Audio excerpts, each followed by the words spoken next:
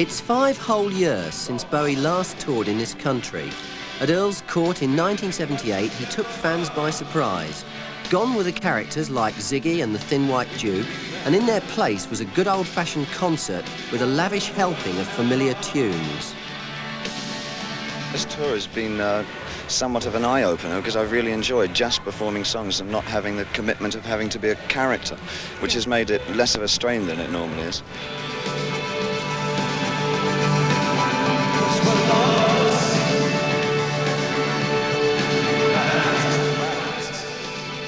It seemed after nearly 15 years in the music business that Bowie was finally going to break out of the cult status he'd been saddled with in the 1970s.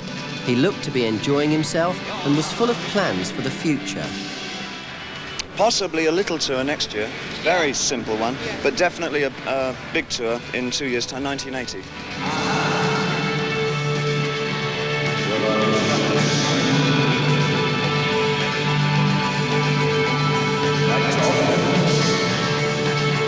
But the tours never happened.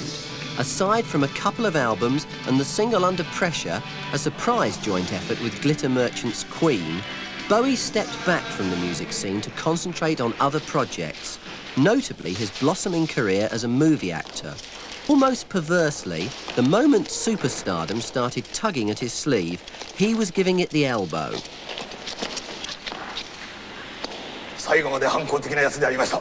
You have been found guilty on all charges.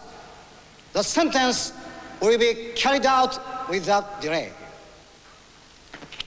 Jimmy, I don't need any help.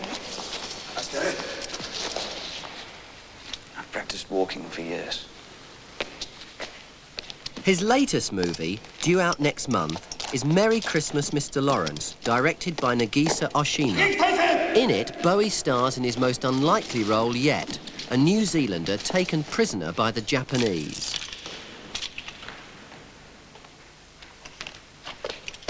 I don't need that. The blindfold is for the firing squad, so they don't look into your eyes as you die. Yosh, そのままにしてやれ。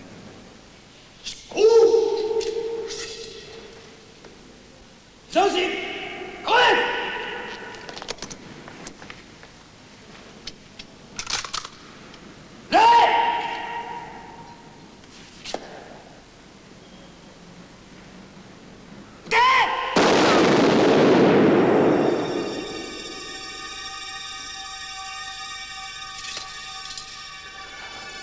That's a good one. With acting taking up more and more of his time, many of Bowie's fans wondered if they'd ever see him performing live again. So I asked Bowie watcher and journalist Michael Watts about the singer's apparent withdrawal. I don't think it was really a withdrawal, in the sense that you mean. It's not a withdrawal in the sense that Lennon withdrew and was absent from the public. I think it was just that he looked to another sphere of activities. How seriously do you take this other career, the film acting career that he's been developing during Well, I think he takes it seriously, but it's always seemed to me that he's been cast to a large extent because some freakish aspect of his persona that particular directors have wanted him for. And in Merry Christmas, Mr. Lawrence, I think it's the first time he's been asked to act without those elements. Do you think he in the succeeds? casting. I think largely. I think it's certainly a good film, perhaps not as good as The Man Who Fell to Earth, but I think it may well change people's opinions about his ability to act.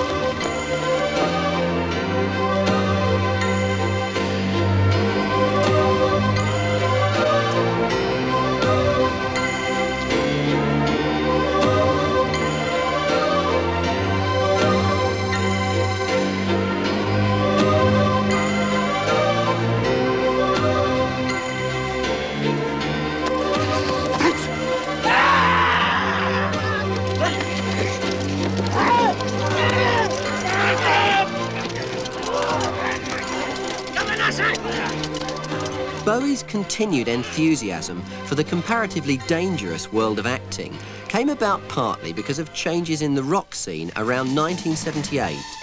Suddenly, off the pop video production line came scores of little David Bowies, or at least scores of people trying desperately to look like David Bowie, and most of them, like Gary Newman, failing miserably. Bowie, confronted by this rock Frankenstein, wisely kept out of the way. These imitators, like Gary Newman, were trading upon a certain aspect of what he's done. I think he probably decided to stay away for that reason during that period. I think that could be one aspect of it, yeah. But that sounds like it's quite a courageous move in a way. It suggests a man of great self-confidence, doesn't it, to do that. And I think that goes back to what I was saying about his facility for knocking out hits. Right. The fact that I'm sure he felt that he could always come back and do it. Right. In 1983, at the Milton Keynes Bowl, Bowie is coming back and doing it with a vengeance. With 2 top 3 singles, a million-selling album, and the most successful tour ever, it's been a good few months for Bowie fans. Well, if you go mainstream, there's only one way to do it, and that's sell out 3 days here. That's just and he's done really it. do it, yeah? Yeah. He's done it in one big deal, hasn't he? I mean, the beats are coming on now. People aren't here for the beat, they're here for one bloke, and that's Bowie. So in the middle of the kind of festival we all thought had gone out of fashion, David Bowie has emerged as the kind of superstar we all thought had gone out of style. He's taken his place in the Museum of Rock alongside the Jaggers and the Stewarts, who can regularly draw tens of thousands of fans. Unable to believe this was really happening, South of Watford ran its own poll with the fans. The first question was whether Bowie had managed to attract people from all over the country. Where have you come from? Pershore, Worcestershire. Edinburgh. Edinburgh, yeah. Dorset. Dorset. London. Do you live in Milton Keynes? No, Oh, no. Lewis. From Lewis, what, near Brighton? Yeah. Yeah, have you just come up for the day? Or what? Yeah, I've just come up for the day. Right. No problem there. But will Bowie's older fans stay loyal to this latest markedly commercial phase? What do you think of the change he's gone through in all that time? Well, all good ones, aren't they? They're all good, Yeah, what, including the latest one, yeah? Oh, yeah. And You've got to accept it, because it changes every album is different. Yeah. I mean, you know, you can get into it. I can get into any music he produces. It's brilliant. It just goes better and better and better. I mean, this is the last night of the European tour. I'm expecting something that bit more better tonight. And can he at the same time win over new fans too young to even remember Ziggy Stardust? Have you seen Bowie before? You're too young to have seen him before, aren't you? So, I mean, have you only just sort of started to like him, or what? First, his records is having charts or what? Yeah. So what other sort of music do you like? Jazz funk. Jazz funk? So why do you like Bowie if you like jazz funk? You should be going to see Level 42 or something, yeah? Something different. Yeah? But I mean, is it still got the kind of excitement or whatever that you find that you get in jazz funk? He's not very good in the charts, but when you see him here, he's much better than what he is. The slavish imitations of every change of style have gone, but the new Bowie fans are every bit as devoted as the old clones. Bowie seems to have passed the superstar test with flying colours, and the real clincher is his success with the older generation. Are you a fan of David Bowie? I most certainly am, yeah. Yeah? I mean, how long have you been sort of following him? 10 years. Yeah? Have you been to see him before? Yes, I've been to Wembley. I was at Hammersmith Thursday. Really? Yes. Yeah? Yes. And what do you think of this sort of current phase that he's going through? Absolutely fantastic. Yeah. Did you get into Bowie through your mum, or did you get involved with him independently? I think the whole family's a fan, really. We all really like him. You know, we've all been on different occasions. Yeah. It's really great. Do you go a lot together? Yes. Yeah. Yes. And do you ever argue about what you think about him? No, we're all of the same opinion. We normally argue who's going to have what seats.